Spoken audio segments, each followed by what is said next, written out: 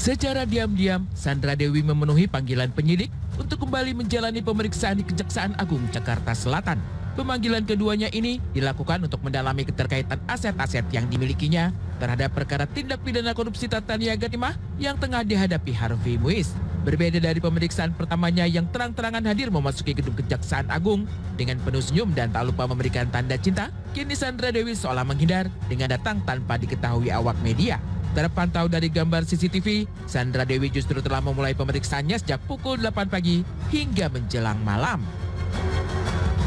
Perkara berikutnya bahwa pada hari ini tim penyidik Kejaksaan Agung juga melakukan pemeriksaan penanganan perkara korupsi pada kegiatan importasi gula oleh PT Smith SMIP periode tahun 2020-2023, bahwa pada hari ini telah dilakukan pemeriksaan 2 orang saksi, sehingga jumlah keseluruhan saksi yang telah kita periksa ada total 69 orang saksi.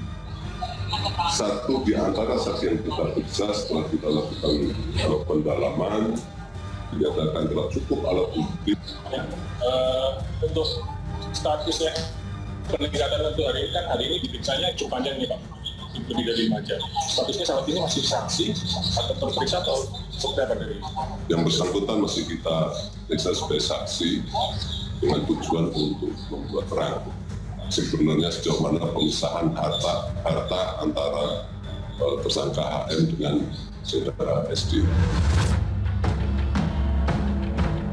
Kemarin nampaknya menjadi hari yang panjang untuk Sandra Dewi. 10 jam lebih diperiksa, Sandra Dewi pun tampil tenang seperti biasanya. Tergambar jelas dari CCTV yang ditayangkan, Sandra Dewi terlihat mampu menguasai diri selama dicecar beragam pertanyaan. Tak banyak ekspresi yang dilemparkan. Wanita berusia 40 tahun itu cukup kooperatif selama pemeriksaan berlangsung. Sekilas memang tak ada yang janggal dari gestur tubuhnya.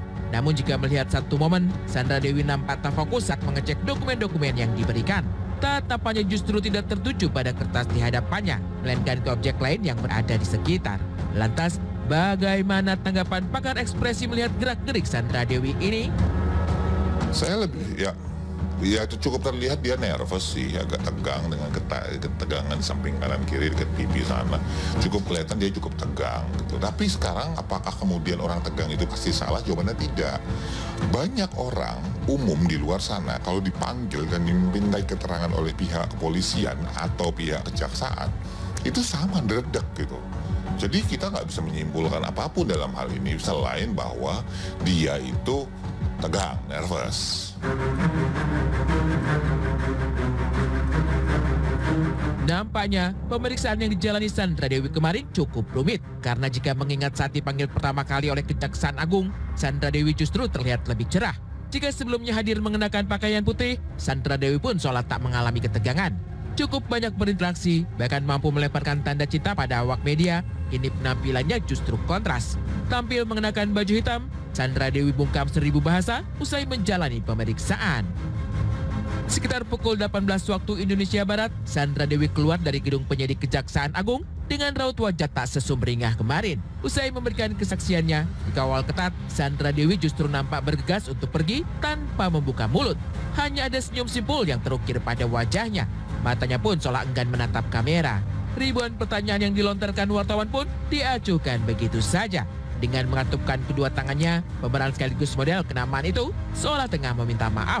Lantas, apakah maksud dari senyuman yang dilemparkan Sandra Dewi kepada publik ini? Kita perlu melihat backgroundnya Sandra Dewi ini sebelum dia menjadi istrinya Harvey Muiz. Dia seorang entertainer loh.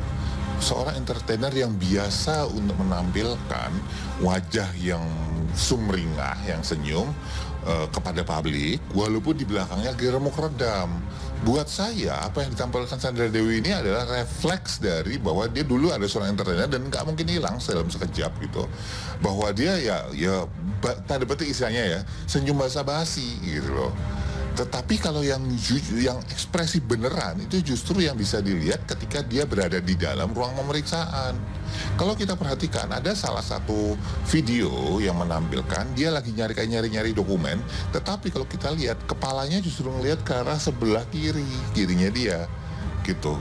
Nah, kalau orang nyari-nyari dokumen, pertanyaan saya apakah dia akan fokus pada dokumen yang dicari? Kan gitu ya. Tetapi ini dia fokus pada titik lain, sementara ini masih gerak, masih nyari gitu. Artinya kepala dia nggak di situ. Dia mencoba untuk menciptakan sebuah jawaban kepada penyidik gitu. Jawabannya apa dan kenapa kita nggak tahu. Tetapi dia mencoba untuk berpikir jawaban apa yang bisa dikasih ya, gitu, tanpa berbasiskan data-data apa yang dia pegang. Sandra Dewi boleh saja menutupi kerisauannya, namun sikap diamnya ini dinilai menyebalkan bagi segelintir orang. Bagaimana tidak? Setelah sang suami diduga ikut merugikan negara hingga 271 triliun rupiah, belum juga ada penjelasan yang memuaskan didapat. Sementara barang-barang mewah yang mereka nikmati selama ini ada kaitannya dengan kasus korupsi tersebut, mulai dari mobil mewah sampai jam tangan branded. Namun itu hanyalah segelintir dari harta mereka. Lantas bagaimana aset lainnya seperti jet pribadi, rumah mewah, hingga barang branded lainnya? Akankah semua itu akan ikut disita? Beberapa harta yang kami sita diduga terkait dengan kejahatannya. Ya, maka kita lakukan peliharaan. Harta yang belum jelas kedudukannya saat ini sedang kita blokir untuk ditelusuri sejauh mana keterkaitannya. Ada kemungkinan statusnya dinaikkan dari saksi menjadi tersangka, Pak? Saya tidak berani mengatakan kemungkinan ya.